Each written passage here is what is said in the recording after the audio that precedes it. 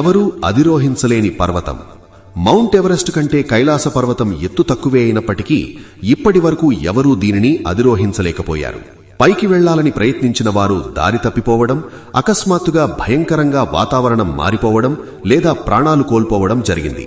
చరిత్రలో కేవలం 11వ శతాబ్దానికి చెందిన మిలారేపా అనే బౌద్ధ సన్యాసి మాత్రమే తన తపశ్శక్తితో దీనిని అధిరోహించి ప్రాణాలతో తిరిగి వచ్చాడని చెబుతారు. 2. విపరీతంగా పెరిగే వయస్సు, వేగంగా గడిచే కాలం. కైలాస పర్వతం దగ్గర సమయం చాలా వేగంగా గడుస్తుందని నమ్ముతారు. అక్కడ 12 గంటలు గడిపితే మామూలు ప్రపంచంలో 2 వారాలు గడిపినట్లుగా అనిపిస్తుందట. పర్వతం దగ్గరికి వెళ్లిన యాత్రికుల జుట్టు, గోళ్లు కేవలం కొన్ని గంటల్లోనే అసాధారణంగా పెరిగిపోతాయి. ఒకసారి కొంతమంది సైబీరియన్ పర్వతారోహకులు దీనిని ఎక్కడానికి ప్రయత్నించగా వారు అకస్మాత్తుగా ముసలివాళ్లుగా మారిపోయారని, తిరిగి వచ్చిన ఏడాదిలోనే వృద్ధాప్య లక్షణాలతో మరణించారని ఒక భయానకమైన కథనం ఉంది.